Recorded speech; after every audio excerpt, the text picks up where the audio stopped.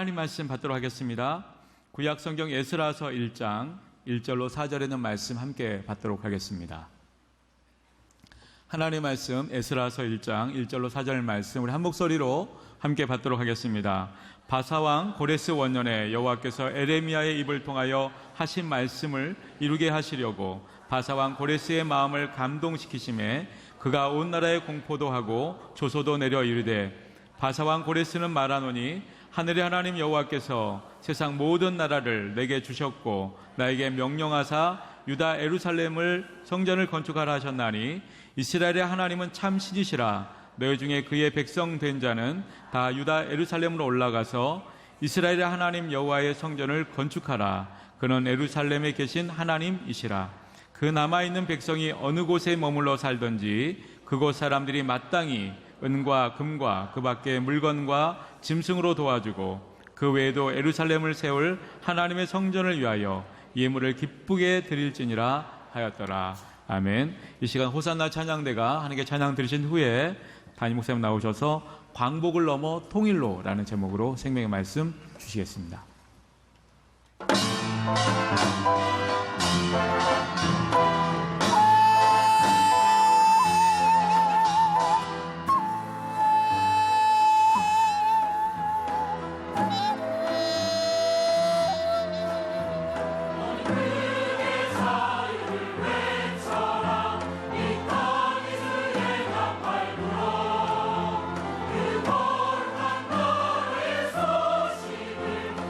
백성에게 알리라.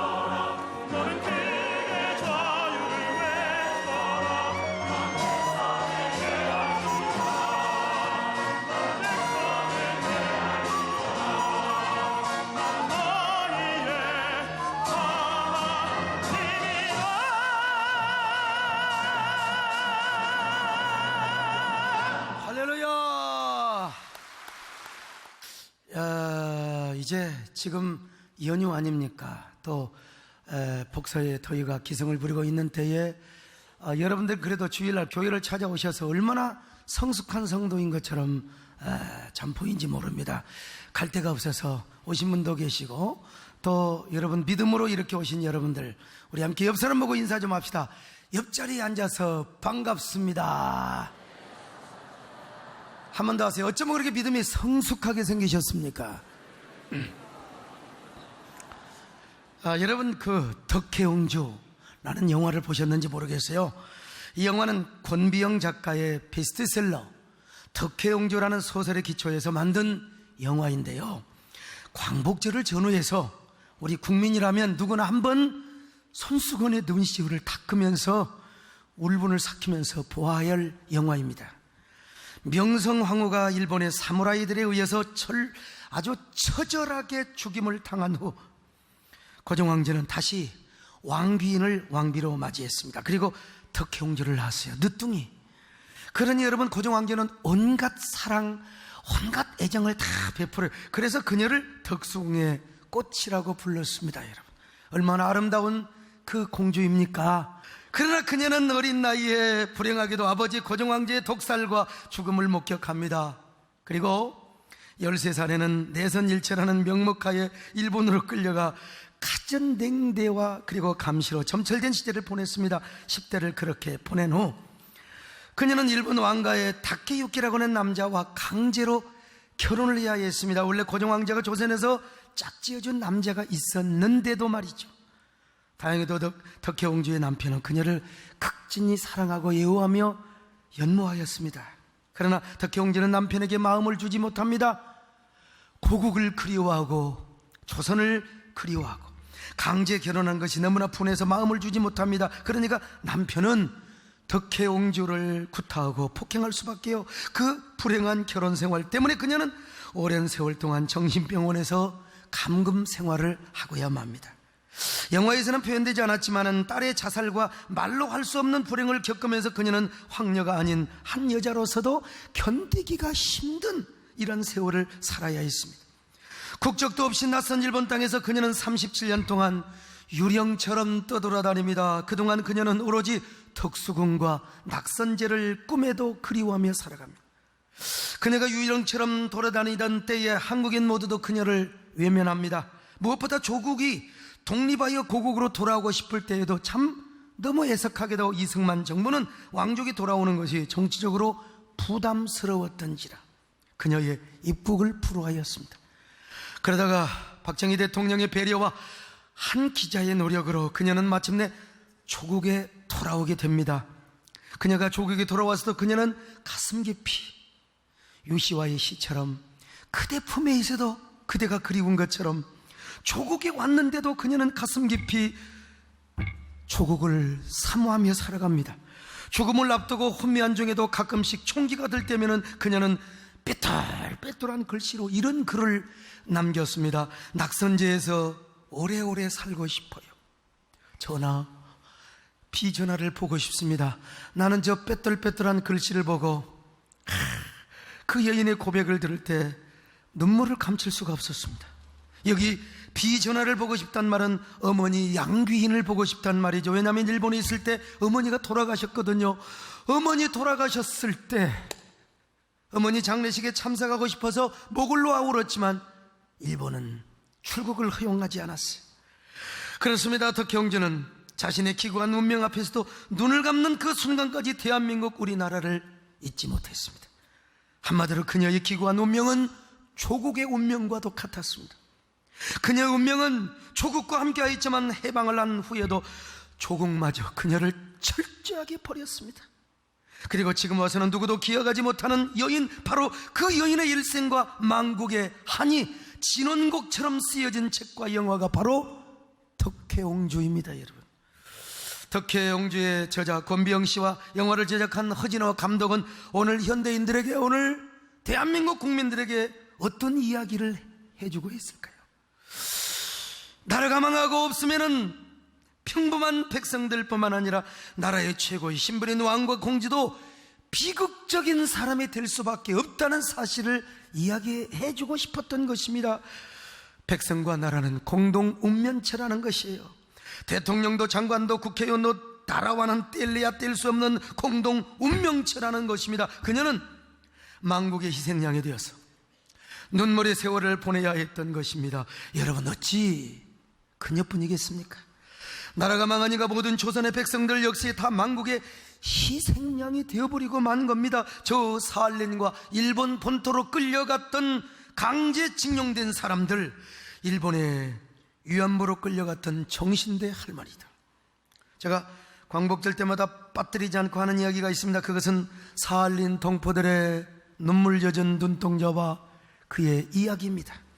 사할린으로 강제징용된 사람들은 그야말로 짐승과 같은 취급을 받으며 탄광, 비행장, 도로 건설 현장에서 일을 합니다. 하루에 주먹밥 2개를 얻어먹으면서 개처럼 피눈물을 흘리며 노무자로 일을 합니다.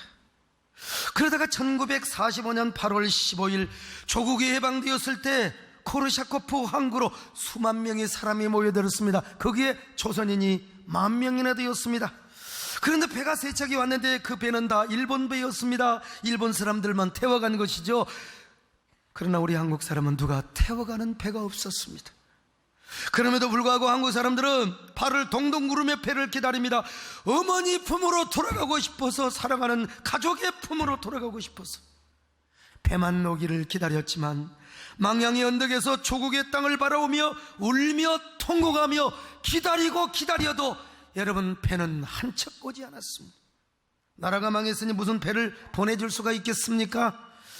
그래도 어떤 사람들은 끝까지 배가 오기를 기다리며 끼니를 그곳에서 끌어먹으면서 기다렸다고 해서 그 언덕을 망향의 언덕이라고 이름을 지었습니다. 그러나 끝내 배가 와서 거기서 기가 막혀 죽은 사람도 있다는 것입니다. 더구나 여러분, 구원 위안부로 끌려갔다가 거기에 남은 정신대 할머니들 얼마나 기구한 팔자, 기구한 운명의 삶을 살았겠습니까? 여러분, 귀향이라는 영화를 보셨습니까? 귀향이라는 영화에서 무속인을 역사적 시공간의 소통자로 사용한 것은 난 목사로서 대단히 유감스러운 일이라고 생각합니다만, 그러나 여러분, 그 영화를 보는 순간 여러분, 우리의 가슴은 미어지고 맙니다. 이 시대에 우리가 살고 있는 것이 너무나 미안하고 그들이 너무나 안쓰럽기도 합니다. 그래서 저는 언젠가 정신대로 끌려간 할머니들과 강제징용된 분들을 위로하기 위해서 사할린을 방문한 적이 있습니다. 그리고 그분들을 찾아가서 위로하고 큰 절을 드리며 사죄의 인사를 올렸다는 거 여러분 잘 알지 않습니까? 내 염에는 초선 삐었다는 영화에서 정신대로 끌려간 한 젊은 여인이 자살을 하며 이런 유서를 남겨요. 도대체 우리네 조상들은 어떻게 정치를 해먹고 어떻게 나라를 운영했길래 날마다 당파 싸움만 하고, 여러분 지금 그런 모습이 정치 현실 아닙니까?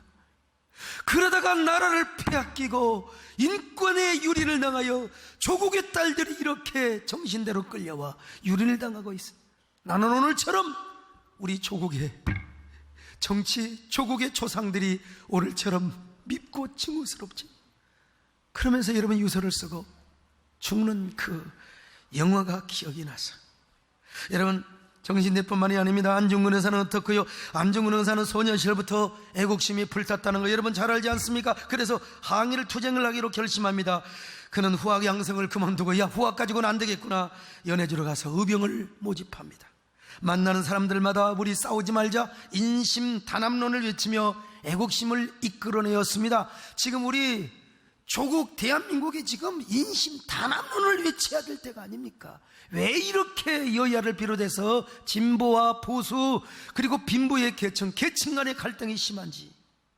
그래서 마침내 수백 명의 의용군을 조직하여 의용군의 참모중장이 됩니다. 이때 그는 정말 우리 모두가 존경하는 저 최재형 선생님의 재정적 도움을 받아서 무기를 사고 더 많은 의병을 모집합니다. 그리고 그는 더 많은 애국제사를 모집하기 위하여 핫산이라는 곳으로 가서 단지 동맹을 손가락을 끊어요. 제가 블라디보스톡에서 4시간 반 5시간이나 차를 타고 안 의사가 단지 동맹을 하였던 핫산이라는 곳을 갔다 온 적이 있습니다. 얼마나 추운지. 한 손을 호주머니에 넣고 여러분 사진을 찍지 않습니까? 여러분, 지금까지도 안중근 의사 하면 어떤 사람은 안중근 의사를 내과 의사로 오해한 사람이 있습니다. 여러분, 내과 의사라고 하니까 또 어떤 사람은 아니야, 그분 외과 의사야. 그랬더니 또 어떤 사람이 옆에서 그러더래, 아니야, 그분은 정신과 의사야. 태종대를 대학이라고 끝까지 우게 되는 사람들, 저 청남대나 낙성대를 끝까지 대학이라고 우기는 사람과 똑같은 사람들이죠, 여러분. 그런데 대한제국이 국권을 회복하기 위해서, 아니 동양의 평화를 위해서 그는 이토 히로부미를 포살하려는 거사를 거역합니다. 그래서 1909년 10월 26일 이른 새벽 안중근은 하얼빈역으로 갑니다. 그리고 이토 히로부미가 나오자마자 그는 곧바로 권총을 뽑아들고 통쾌하게 세 발을 쏩니다. 그는 이토 히로부미를 포살한 후 하늘을 향하여 소리를 칩니다. 코리아 오라, 코리아 오라. 이건 러시아 말인데 대한민국 만세란 말입니다. 왜 그렇게 외쳤느냐? 자신의 행위가 대한민국, 대한제국의 참모 총장으로서 정당한 행위였다는 것을 알리는 거죠. 안중근 의사는 도망가지 않습니다. 떳떳하게 러시아 헌병들에게 잡혀서 조사를 받습니다. 그리고 그는 일본 영성관에 넘겨져서 리슨 감옥으로 이송이 됩니다. 바로 저기 보이는 영상, 저것이 바로 안중근 의사가 갇혀있는 톡방입니다. 저 감옥 안에서 안중근 의사는 울분을 삼키는 고독한 나날을 보내야 있습니다. 그러다가 결국 안중근 의사는 1910년 2월 14일 사형 선고를 받습니다. 여러분, 우리나라는 지금도 이 날을 발렌타인데이로 참 우리 넘어가지 않습니까? 그때 그에게 가장 그립고 가슴에 사무치도록 보고 싶었던 분이 바로 어머니였습니다. 어머니보다 일찍 죽는 것이 자신은 가장 불효자라고 생각을 했기 때문에 그는 이런 마음으로 어머니에게 편지를 보냅니다. 어머니 전상서, 예수님을 찬미합니다. 불초한 자식은 감히 한 말씀을 어머님 전에 올리려 합니다. 엎드려 바라옵건대 자식의 막심한 불효와 아침 저녁 문안 인사 못 드림을 용서하여 주옵소서. 이 이슬과도 같은 허무한 세상에서 감정에 기지 못하시고 이 불초자를 너무나 생각하여 주시니 훗날 영혼의 천당에서 만나 뵈올 것을 바라오며 또 기도하옵나이다. 이 현세의 일이야말로 모두 주님의 명령에 달려 있으니 마음을 평안히 하옵기를 천만번 바라올 뿐입니다. 아마 그는요, 이런 비통하고 개탄스러운 마음으로 이런 노래를, 그런 노래가 사실은 없었지만은 아마 이런 한탄의 노래를 불렀을 겁니다. 여러분, 어머니 오늘 하루를 어떻게 지내셨어요? 백날을 하루같이 이 못난 자식이 손발이 금이 가고 찬주름이 굵어지신 어머니. 여러분, 우리 부모 자식은 다 이심전심으로 통하는 얘기 아닙니까? 자, 이 편지를 받고 조마리아 여사 어머니가 뭐라고 편지를 보낸 줄 아세요? 조마리아 여사의 편지는 모든 대한민국 국민들의 가슴을 울먹이고도 남을 내용입니다. 아들아, 네가 어미보다 먼저 죽는 것을 불효라고 생각하면 이 어미는 천하의 웃음거리가 될 것이다. 너의 죽음은 한 사람 것이 아닌 조선인 전체의 공분을 짊어진 것이다. 네가 항소를 한다면 그것은 일제의 목숨을 구걸한 것이다. 나라를 위해 땀만 먹지 말고 죽어라. 옳은 일을 하고 받은 영인이 비겁하게 삶을 구하지 말고 대의에 죽은 것이 어미에 대한 효도다. 아마도 이 어미가 쓰는 마지막 편지가 될 것이다. 내 수의를 지내어 보내니 이 옷을 입고 가거라. 세상에, 여러분, 이런 어머니가 어디가 있습니까? 그녀는 안중근 의사의 어머니일 뿐만 아니라 대한제국의 모든 국민들의 어머니였고 오늘날 대한민국 모든 국민의 어머니라고 할 수 있습니다. 그래서 안중근 의사는 항소를 포기합니다. 그리고 1910년 3월 26일 사형이 집행이 됩니다. 이윽고 그는 어머니가 만들어준 수의복을 입고, 여러분, 저 어머니가 만들어준 수의입니다. 그리고 교수대에, 여러분, 저기 안중근 의사가 처형을 당한 교수대입니다. 저는 대한민국 한 국민으로서 통분을 느꼈습니다. 그리고 안 의사의 목을 졸랐던 저 줄을 붙잡고 다시 다짐했습니다. 안중근 의사여, 나는 결코 당신을 잊지 않을 것입니다. 대한민국 국민이여, 우리는 역사의 수치와 아픔을 잊어서는 안 됩니다. 안중근 의사뿐만 아니라 윤동주 시인도 그렇습니다. 제가 요즘 윤동주 시를 연구하면서 윤동주의 연작시를 계속 쓰고 있습니다. 내년이면 그의 탄생 100주년인데 제가 윤동주의 시적 화자와 일체화가 되어서 윤동주의 고뇌와 갈등, 그 시대의 시심을 가지고 그에 대한 시를 썼는데, 특별히 그가 쓰고 싶었지만 일제 탄압 때문에 쓰지 못한 시들을 제 나름대로 윤동주의 고뇌와 갈등을 품고 오늘날 저 나름대로도 저항시를 쓰고, 그리고 그분의 시심을 대신해서 그분이 못다한 말을 제가 쓰고 싶은 마음을 갖고 있습니다. 윤동주는 송몽규와 달리 그의 시를 통해서 항일정신을 나타내고 독립운동을 합니다. 송몽규는 총을 들고 나가서 싸우려고 했지만 그는 펜을 들고 시대에 엄하서 보이지 않는 정신적 싸움을 했던 사람이에요. 물론 그는 송몽규를 생각할 때마다 비교의식과 열등의식, 부끄러운 마음이 들었습니다. 그때마다 그는 하늘의 청초한 별들을 바라보며 자신의 부끄러운 마음을 씻고 닦고 계속해서 정화시켰어요. 그럼에도 불구하고 그는 시대적 양심과 정신과 사상 앞에 하늘을 우러러 한 점 부끄러움이 없는 삶을 살려고 고뇌하고 저항하는 삶을 살았던 거예요. 그런 그가 더 큰 시의 세계를 알고 공부하기 위하여 일본으로 유학 가는데 어쩔 수 없이 그러려면 창씨개명을 해야 됐어요. 윤동주는 그런 일에 대해서도 얼마나 고뇌하며 갈등하고 부끄러워하고 수줍어 있는지 몰라요. 그러다 결국 일본立교대학에서 공부를 하던 중에 일본 순경들에게 잡혀서 감옥 생활을 합니다. 그는 몇 년 동안의 수감 생활을 하다가 풀려날 줄 알았는데 세상에 생체 실험 대상이 되는 겁니다. 여러분, 일본은 잔인합니다. 제가 얼마 후에 일본의 전 하토야마 총리를 만나게 될 텐데 난 물어보고 싶어요. 왜 이렇게 잔인했는가? 그런데 하토야마 총리와 빠격했던 일본 그 민주당의 원내 총무였던 도유리치가 우리 교회 와서 엎드려 절을 하면서 사죄를 하고, 참 일본에 그런 양심인이 있었다는 걸 또 생각하면 고무적이고 위안이 되긴 합니다만은, 여러분, 하얼빈에 가면은 일본 731 부대의 생체 실험 장소가 보존이 되어 있어요. 아이고, 거기 가서 보니까 얼마나 정말 끔찍하던지, 어떻게 사람이 이렇게까지 잔인할 수 있단 말인가. 거기서 수많은 사람들이 죽어나갔습니다. 세균전을 통해서 전쟁에 승리하려고 얼마나 많은 사람들이 실험 대상이 되었는지 몰라요. 그런데 후쿠오카 감옥에서 윤동주와 송몽규도 생체 실험의 대상이 되었는 겁니다. 그래서 이름 모를 주사를 맞고 그가 시들시들 죽어가는 거예요. 그는 정신이 가물거리면서도 항일 정신을 불태우고 그의 시와 정신을 통해서 독립운동의 꽃을 피운 것입니다.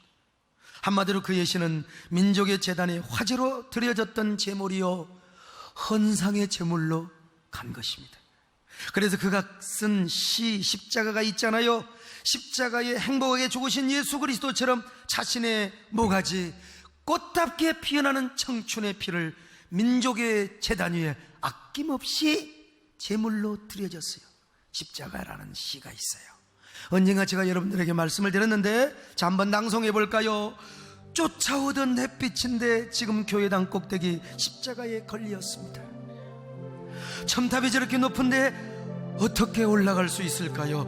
종소리도 들려오지 않는데 휘파람이나 불며 서성거리다가 괴로웠던 사나이. 행복한 예수 그리스도에게처럼 십자가가 허락된다면 모가지를 들이우고 꽃처럼 피어나는 피를 어두워가는 하늘 밑에 조용히 흘리겠습니다.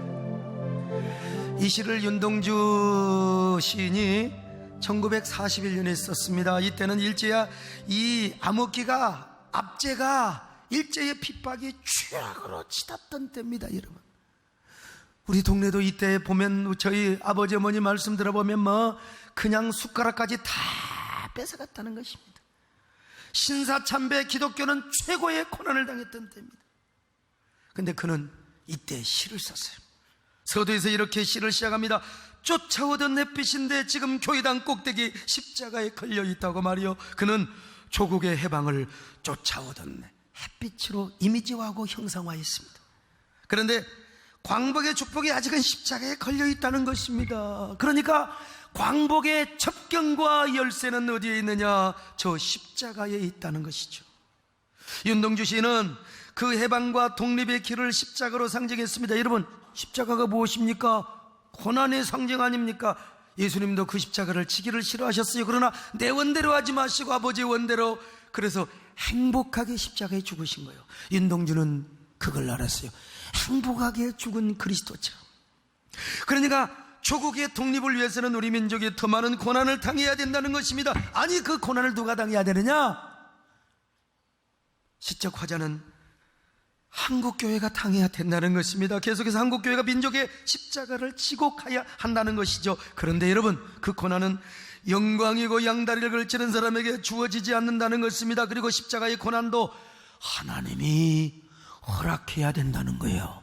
아무나 그 십자가를 질 수가 없다는 것입니다. 그런데 자신에게 그 고난의 영광을 하나님이 허락해 주신다면 아낌없이 자신의 꽃처럼 피어나는 젊음의 피, 청춘의 피를 하나님 앞에 드리겠다는 것입니다. 그러더니 그는 그의 시처럼 대한독립을 위한 민족의 재단에 후쿠오카에서 자신의 하나밖에 없는 그 젊음의 피의 제물을 민족의 재단에 바쳤다는 것입니다. 그래서 저는요, 그의 십자가 시를 생각하면서 시의 십자가라는 시를 제가 썼습니다. 좀 제가 한번 다듬어 보려고 합니다만은요, 동주의 차갑게 식은 가슴 위에 한 가지 선물을 하고 싶네요. 그토록 목 놓아 울며 바라보았던 저 햇빛 걸려있는 교회당 꼭대기 십자가, 끝내 가슴에 안아보지 못하고 머나먼 밤하늘 별이 되어버린 청년 동주의 시퍼렇게 타들어간 육신 위에 햇빛 보내준 나무 십자가를 목에 걸어주고 싶어요. 다시는 외로워하지 말라고, 다시는 괴로워하지 말라고, 다시는 목 놓아오지 말라고 그토록 사모했던 행복한 그리스도의 십자가, 그의 곁에 놓아주고 싶어요. 야수의 손톱과 발톱에 찢겨나간 검은 하늘 모가지를 들이우고 꽃처럼 피어나는 피의 붉은 사랑 한 줄기, 조용히 흘리며 떠난 외로운 산에 동주에게 내 부끄러운 시의 십자가 눈물로 바치고 싶습니다. 여러분, 결국 윤동주 시인이 민족재단의 희생제물이 되던 바로 1945년 2월 16일, 몇 달 후에 그의 1945년 8월 15일 우리 역사적인 독립을 맞이했습니다. 그것도 하나님의 은혜로. 그렇다면 윤동주에게는 인간적으로 얼마나 아쉬운 해입니까? 몇 달만 버텼으면 살 수 있었을 텐데 민족의 별이 떨어진 거죠. 제가 언젠가 사이판을 갔더니 우리 광복절과 연관된 역사들이 많이 보존되어 있었습니다. 특별히 거기서 히로시마와 나가사키에 투하된 원자폭탄의 껍데기가 보관이 되어 있어요. 거기서 원자폭탄을 실어다가 날라서 히로시마와 나가사키에 투하를 한 것입니다. 그런데 그렇게도 일본이 항복을 안 하는 것입니다. 일본의 그 무사들이 말이요, 천황에게 절대로 항복하지 말라고 우리가 죽음을 무릅쓰고 대일본 제국을 위해서 목숨을 걸고 지키겠다. 그래서 미국이 일본에 경고를 합니다. 이번에는 원자폭탄을 어디에다가? 천황의 집에다가 터뜨려버리겠다. 여러분, 그러면 천황 자녀들 식구들 다 죽어버려요. 그래서 어쩔 수 없이 일본의 천황은 항복을 해버리고 만 것입니다. 그래서 우리나라가 일본으로부터 독립을 하게 된 것입니다. 그러니까 우리나라의 광복은 진짜 하나님의 은혜로 된 것입니다. 여러분요, 생각해보면 더 큰 하나님의 은혜일 수밖에 없는 게 뭐냐? 사실은 그때 미국의 원자폭탄이 더 이상 투하될 게 없었대요. 없었는데 말을 잘해가지고 공갈을 절쳐서, 이철희 장님 그거 아셨나요? 없었대요, 원자폭탄이요. 근데 만약에 항복을 안 했더라면 인정 원자폭탄이 있어야지. 자, 여러분, 아이고, 그러니 여러분, 우리 대한독립 만세는 뭐냐? 하나님이 은혜로 주신 것이다. 할렐루야. 오늘 성경을 보니까 이스라엘 백성들의 역사 우리 민족과 더욱 비슷한 것을 볼 수 있습니다. 이스라엘 백성들이 교만하고 죄를 짓다가 바벨론에 망했어요. 수많은 사람들이 바벨론에 끌려가기도 하고 이스라엘 땅에 남아서 바벨론의 통치를 받았습니다. 그래서 그들은 영영 나라가 망했습니다. 아, 우리는 이제 희망이 없다. 장밋빛 희망이 우리에게는 없다고. 그러나 깨어있는 이스라엘 백성들은 자신들의 멸망의 원인이 자신의 죄와 교만 때문이라는 걸 깨달았습니다. 그래서 그들은 회개운동을 하고 말씀운동과 부흥운동을 합니다. 그리고 민족혼을 일깨우는 독립운동을 합니다. 그랬을 때 하나님께서 그들에게도 당신의 은혜로 자유와 해방과 광복의 축복을 맞이하게 해준 겁니다.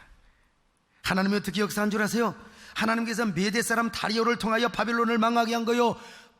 여러분, 바벨론이 이스라엘을 멸망하게 했거든. 그런데 하나님께서 메대 사람 다리오를 통하여 바벨론을 멸망하게 했다 이 말이. 이게 무슨 말이냐? 세계사 보면 그리스가 통일되기 전에 아테네나 스파르 같은 도시국가가 존재했지 않습니까? 그러다가 아테네에 의해서 그리스가 통일이 된 것처럼 다리오에 의해서 고대 근동이 다 통일이 돼버린 거예요. 근데 이때 이스라엘 백성들이 막 회개운동을 하고 민족운을 일깨우자 하나님은 고레스라고 하는 사람, 이 고레스라는 사람에 의해서 이제는 페르시아라는 나라를 만듭니다. 메대 바사족 할 것 없이 근동의 모든 족속들을 전부 다 하나로 통일했어요. 그리고 페르시아를 만들어요. 그런데 페르시아의 초대 왕인 고레스 왕이 이스라엘을 해방하도록 선물을 준 거예요. 누가? 하나님이. 이사야에 보니까요, 하나님이 고레스 왕을 감동시킨다는 것입니다. 그 이야기가 오늘 본문에 소개되고 있습니다. 자, 에스라 1장 1절로 2절입니다. 시작. 왕 고레스 원년에 여호와께서 에레미야의 하신 말씀을 이루게 하시려고 바사왕 고레스의 마음을 감동시키심에 그가 온 나라에 공포도 하고 조소도 내려 이르되 바사왕 고레스는 말하느니 하늘의 하나님 여호와께서 세상 모든 나라를 내게 주셨고 나에게 명령하사 유다 예루살렘에게 성전을 건축하라 하셨나니. 자, 하나님이 고레스 왕의 마음을 감동시키니까 여러분, 고레스가 야, 내가 그냥 저 이스라엘 민족을 해방해버려? 그래서 이스라엘 민족을 해방을 시켰던 것입니다. 그래서 저 예루살렘 성전을 짓고 제2의 영적 부흥을 이루게 된 것입니다. 그러니까 이스라엘의 민족의 역사나 우리 민족의 역사나 비슷하다고 말할 수 있어요. 어쨌든 우리 민족은 하나님의 은혜로 자유함을 입고 해방을 받게 되었어요. 그리고 공산화의 붉은 야욕이 동아시아 땅끝까지 밀려오는 위기의 순간에 이승만 박사를 통하여 대한민국을 세우게 되었습니다. 그리고 6.25 동란을 거쳤음에도 불구하고 우리 대한민국은 한강의 기적을 이루었습니다. 그리고 세계의 요리없는 경제발전을 이루어서 지금은 세계 12, 3위의 경제대국. 인터넷 보면 뭐 어디는 11위, 어디는 12위, 어디는 13위. 그래서 그냥 12, 13위라고. 물론 거기에는 우리 한국교회 영적 부흥이 있었습니다. 캠브리지 대학의 아마르티아 센 교수의 말대로 세계 어느 국가든지 경제 발전과 국력 신장의 이면에는 기독교의 영적인 부흥이 있었기 때문이라고 말하지 않습니까? 그러니까 우리 한국교회의 유례없는 부흥이 오늘날 대한민국의 발전과 민족 번영을 이루게 한 줄로 믿습니다. 근데 지금 우리 한국교회는 사회와 안티크리스찬들로부터 온갖 비난과 지탄을 받고 있습니다. 왜 그렇습니까?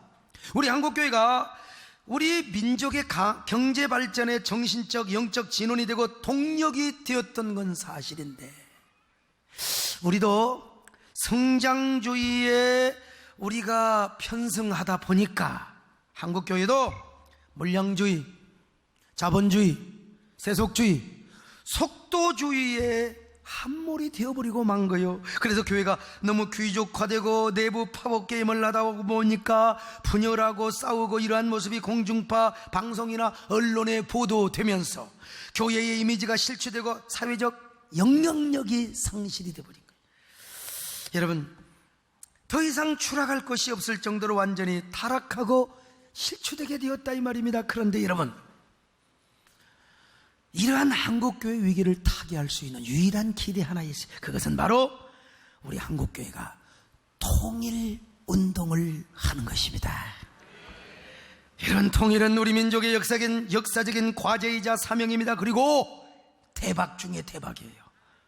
국회 예산처의 발표에 따르면 통일한국을 이루게 되면은 국내 총 생산이 이 GDP죠. 5조 5천억 달러로 세계 9위, 1인당 GDP가 7만 9천 달러로 세계 7위에 오를 것으로 분석을 했습니다. 뿐만 아니라 부산에서부터 서울, 평양, 러시아, 북유럽, 아이고 저 런던까지 말이요. 철도가, 유라시아 철도가 놓이게 되면 일본과는 비교도 안 되는 부강한 민족이 될 수 있습니다. 여러분, 그럴 날을 하나님이 우리 시대에 허락해 주시기를 기도합니다. 만약에 여러분 나의 시대에 이런 유라시아 철도가 탁 놓이게 되면 별일을 제치고 제가 1등석 침대 칸을 탁 끊어가지고 런던까지 기차를 타고 갈 겁니다. 저와 잘 보이는 사람은 옆에 끼워줄 수도 있고 말이죠.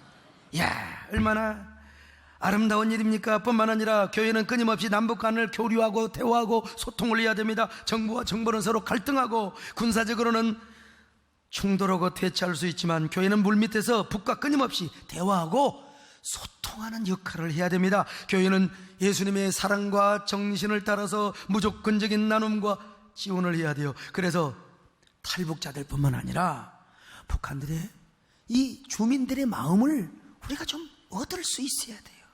아, 역시 같은 민족이 우리를 도와줬구나. 독일 교회가 그렇지 않습니까? 독일 교회가 국민들의 가슴의 통일을 희망하고 열망하도록 불쏘시개 역할을 했습니다. 물론 지금 남북의 상황과는 조금 다르지만 서독 정부는 독일 교회를 통해서 동독 교회를 조건 없이 섬기고 지원하도록 했습니다. 우리 정부도 이제 대립만 하지 말고 뭐 사드는 할 건 하더라도 그래도 여러분 서독 교회를 통일을 위해서 서독 정부가 활용했던 것처럼 다른 우리 정부가 한국 교회도 좀 선용했으면 얼마나 좋을까, 이런 얘기를 많이 제가 드리기도 하고 있습니다만 너무 진보적인 사람들은 좀 경계하더라도 균형감을 갖춘 중도적인 인사, 종교적인 목사, 여러분 그 사람이 대표적으로 누구겠습니까? 당연히 여러분 여기 소강성 목사지. 예? 이게 째려본 사람은 지금 어디서, 동무는 북한에서 왔습니까? 그리고 북한의 굶주린 어린아이들을 위해서 우유와 옥수수 가루는 난 부지런히 지원을 해야 된다고 봅니다. 사드는 배치하고, 그리고 도와줄 건 도와주고, 우리가 북과 대화할 건 대화하고, 전쟁 중에도 대화를 하는데 우리가 대치만 해서는 안 된다 이 말이야. 더구나 무엇보다 우리는 기도를 해야 돼요. 독일의 경우 성 크리스찬 목사와 보네베르그 목사 우리 교회 왔다 갔잖아요. 여러분요, 통일기도 운동을 얼마나 주도했습니까? 처음에는 30명이 시작해서 30만이 되고 50만이 되고, 그래서 평화통일기도회로 발전하여 결국에는 통일의 꽃길을 열었지 않습니까? 그래서 한국교회도 서울시청 앞에서 30만 명이 모여서 통일기도회를 했습니다. 거기서 우리 교인들이 주축이 되어 성가대를 했고, 제가 거기서 설교를 했다는 사실도 굉장히 중요한 일이죠. 그리고 명성교회에서는 매 월요일마다 통일기도회를 하고, 우리 교회도 구국기도원에서 통일기도회를 하고 있지 않습니까? 그러므로 우리 한국교회 몇 교회만이 아니라 모든 교회가 힘을 합쳐서 통일을 위하여 기도해야 될 줄로 믿습니다. 우리가 아무리 노력해도 하나님을 허락해 주지 않으면 안 됩니다. 여러분, 하나님이 하시면 북이 아무리 미사일을 쏘고 아무리 여러분 전쟁 위협을 한다 할지라도 하나님이 역사하시면, 하나님이 감동을 하시면 통일은 하루아침에도 이루어질 수 있다는 사실을 여러분이 믿어야 됩니다. 우리가 남북 문제뿐만 아니라 주변 국가와의 정치적, 군사적 역학관계를 아무리 전략적으로 잘 관리해도 여러분, 하나님이 통일의 물꼬를 터줘야 돼요. 걷기를 열어줘야. 그러니까 우리 한국교회가 뭐야? 야, 기도해야 된다. 할렐루야. 올해 우리는 71주년 광복절을 맞습니다. 여러분, 참 저 어릴 때만 해도요, 광복 20년이라는 드라마를 혹시 아십니까? 나이가 그 한 50대가 돼야 알 겁니다. 여러분, 그 노래하세요. 광복 20년 짱짱짱짱짱짱짱 이 소통이 더럽게 안 되네. 예. 참 저는 이렇게 머릿속에 든 게 없어서 어린 시절의 일들은 다 기억하고 있어요. 야, 참 옛날에 그 법창야와 이런 거 아세요? 아이고, 도대체 젊은 사람들하고 인생을 논하기가 참 쉽지가 않습니다, 여러분. 어쨌든 간에 어떻든 우리는 광복으로만 만족해서는 안 됩니다. 우리 대한민국이 잘 살아도 한반도가 분단된 상태로 있으면은 여러분 소망이 없습니다. 우리 후손들에게 화약고를 물려줘서야 되겠습니까? 보고만 해서 피 흘림이 없는 평화통일을 이루어야지요. 바로 이런 평화통일 운동을 누가 해야 되느냐? 우리 한국교회가 해야 될 줄로 믿습니다. 우리 한국교회는 이제 광복을 넘어 통일로 가야 합니다. 우리 민족은 민족의 광복을 넘어 통일로 가야 합니다. 그래서 저 개마고원에서부터 김해평야에 이르기까지, 백두산에서 한라의 산에 이르기까지 평화 통일의 아리아가 울려 퍼지는 그날이 이 민족에게 올 줄로 믿습니다. 그러기 위해서 우리는 지난날 역사의 아픔을 잊어서는 안 됩니다. 제가 늘 하는 이야기입니다만 이스라엘 백성들은 어디를 가든지 박물관을 만들어냅니다. 수치와 고난의 역사를 자랑하며 영화를, 드라마를 만들어서 전 세계에 알려요. 특별히 야드바슨 박물관 2층 동판에 이런 문구가 적혀 있습니다. 망각은 포로 상태로 이어진다. 그러나 기억함은 구원의 빛이다. 그리고 안중근 의사가 갇혔던 리순 감옥 전시실 마지막 출구에도 이런 글귀가 새겨져 있습니다. 역사교육은 기억에 대한 훈련과 영혼에 대한 세례가 유기적으로 결합하여 인생을 하여금 강력한 신념과 행위를 갖도록 한다. 한민족이 만약 역사에 대한 철저한 이해가 없다면 영원히 생명력을 잃게 된다. 특히 우리는 안중근 의사가 재판석에서 했던 말씀을 뼛속 깊이까지 새겨야 됩니다. 내가 한 가지 죄가 있다면 내가 너무 어질고 약한 한국 국민으로, 조선의 국민으로 태어난 죄다. 여러분, 우리 민족은 금방 잊어먹어요. 금방 잊어먹습니다. 특별히 고난과 수치의 역사를 잊어먹어. 여러분, 잊지 말아야 됩니다. 잊지 말고 이제는 두 번째로 해야 될 일이 뭐냐? 한국교회가 연합운동을 해야 됩니다. 연합운동. 아무리 우리가 기도를 하고 아무리 노력해도요, 한국교회가 연합하지 않고 어떻게 사회통합과 국민통합을 말합니까? 여러분, 우리가 하나 되지도 못하면서 무슨 남북통일을 말합니까? 국민들이 웃기는 거죠. 니들이나 하나 되라고 말이죠. 통일운동을 주도하려면 먼저 십자가의 복음으로 지역교회가 하나 되고, 교단이 하나 되고, 한국교회 연합기관이 하나 되어, 특별히 한기총과 한교회는 하나 되어야 됩니다. 그리고 한국교회가 하나 되어서 피 흘림이 없는 복음적 평화통일에 대한 전력과 정책을 정부와 사회를 향하여 한 목소리로 내야 됩니다. 여러분, 우리는 무엇을 믿습니까? 예수 그리스도의 십자가를 믿습니다. 예수 그리스도의 십자가는 우리에게 구원만 주는 것이 아니라 우리에게 화합의 피스메이커의 교훈을 주지 않습니까? 우리가 이렇게 하나 되어서 통일운동을 해나갈 때 한국교회가 욕먹는 교회에서 칭송받는 교회로 승화될 수 있습니다. 원래 한국교회가 그런 교회 아니었습니까? 3.1운동을 비롯해서 독립운동을 하고 민족운을 일깨웠던 것처럼 오늘 우리 교회가 이 일에 앞장서시기를 바랍니다. 우리 모든 한국교회들이 이런 일을 해야 될 줄로 믿습니다. 사랑하는 성도들이여, 한국교회가 통일의 꽃씨를 뿌리고 통일의 꽃길을 열어가며 통일의 물꼬를 트는데 우리 교회가 그 진원지가 될 수 있기를 바랍니다. 거기에 발원지가 될 수 있기를 바랍니다. 그 운동의 총본산지가 될 수 있기를 주님의 이름으로 축원합니다. 하나님 아버지 고맙습니다. 오늘 우리 세den교회 성도들 이제 내일이면 광복절을 맞는데 하나님, 다 뼈아픈 역사를 기억하며 그리고 하나가 되어서 통일운동을 이어나가는 저희들 되게 하여 주옵소서. 예수님의 이름으로 기도드립나이다.